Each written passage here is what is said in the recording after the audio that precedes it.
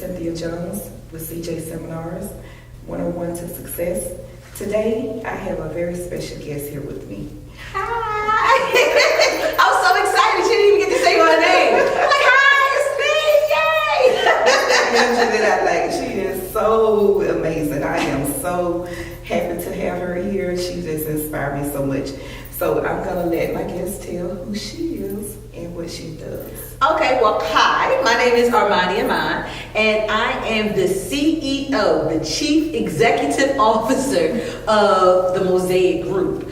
And what we do is we have a couple of different businesses underneath the whole realm of businesses. We have Mosaic Filmz, which is a full production company. We've got Mosaic Radio, which is exactly what it says, is Mosaic Radio. We have Mosaic Spotlight, where we give artists an opportunity to kind of showcase their talent. We have the Mosaic Venue, where you can come and rent and have a party. We've got Mosaic Pages, where you can publish your book. So amazing. This is like so many different things, but everything kind of goes hand in hand. You know, everything, it supports each other. One thing leads to another. So, you know, it's not like, she's all over the place. I'm really not. I'm kind of still within that whole entertainment, kind of do your thing, get yourself out there realm. So that's what inspired me so much when I first talked with you. And I think we was on the phone for hours. Yes, we were. So amazing. I mean, I was just like floored. I'm like, I gotta meet her. And then I finally did. And you just amazing. And I think what you do is amazing. So I want people out there to know that they can be just as successful as you are. Right, as I am. Right, So, absolutely. And it's really, honestly, there are so many different roads to get to where you want to go. It's just, it depends on what you measure success as. So, you know, one person's idea of what being successful is going to be vastly different from somebody else's. Right. So it just really depends on what your idea is, and then ultimately what energy you're willing to put into that path, into that road, how you get there. There are a lot of people, I meet a lot of people with a lot of dreams, but I'm not meeting a lot of people with a lot of actions. Right. And that's the whole thing, that we kind of gotta go from the Martin Luther King stage of I had a dream and make it a dream. You know what I mean? To kind of go to the Barack Obama saying I'm living the dream, I'm putting action behind it. And I think that's kind of what we got to do. And it's scary. It is scary. It's scary for a lot of people because a lot of people don't know what to do. But you just have to do. So, because there is no book. Like people say to me all the time, how did you do what you do? I just basically did. And you find your way as you go along. You find there's a road, and then on any road, whether it's life, it's being in a marriage, being in a relationship, at a job, you start out on one path, and then eventually there'll be all these different forks in the road, and you just have to decide at that time what's the best path for you. And then just hopefully it kind of lines up and winds you out to where you're trying to go. Exactly. That's like with me, the same story. You know, people ask me the same thing. How did you get started? What made you do it? A lot of different things make you do what you do. But if you have that good drive, that energy to become successful, you know in your heart that you was built for success, that you was made for success, I mean, you're not going to stop. You're going to do everything that you can do until you get there. Absolutely. So, just like you did, I mean, that's a good feeling. Right, and my story is a little bit different probably from a lot of people because when I decided to start my own business, I was already, according to, I guess, the standard, successful.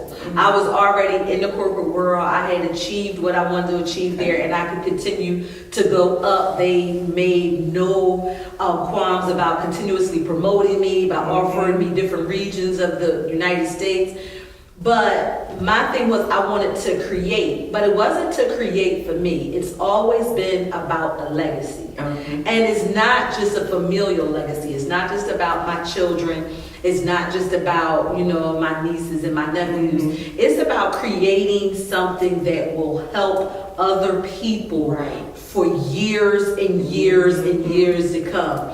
It's about creating a lifestyle and changing around a way of thinking. Because unfortunately, a lot of people are just posing to be chosen. They're just sitting there waiting for someone to say, I choose you or your project or your whatever, and I'm going to give you this money and make your life completely easy, and wow, this is what you came. You moved to Atlanta, you moved to Philly, you moved to Washington, you moved to LA, hoping that somebody was going to discover you out of all of these millions of people and give you this once in a lifetime opportunity. And while we've heard the stories of how those can happen, I'm more inspired by the stories like Jay-Z when he says, I came into the game 100 grand strong.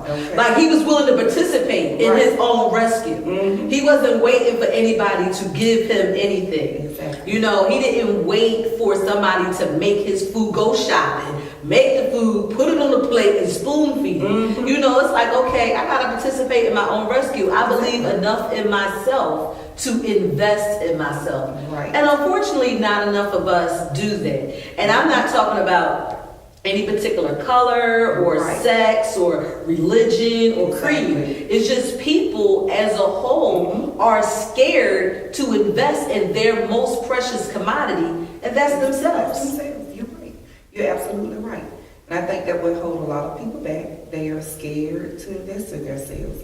And you can't be afraid to invest in yourself. You are who you are. So you know what you can do and what you can't do. And if you fail, because, Will Smith said it best, you fail upwards. You fail in success, because there is no losses. Everything that we have, every situation that we go through, every trial and tribulation is always supposed to be onward movement. If at any time you're stagnant, then as far as I'm concerned, you're no longer living. If you're standing in this one spot, just waiting and hoping and then it's like, what are you doing? How are you participating? How are you moving yourself forward? How are you willing this into existence? I know that my grandma, she was a reverend, God bless her soul, and she told the story about how people were drowning, and they were saying that they was waiting on the Lord to come rescue them, and then a boat came by and it says, you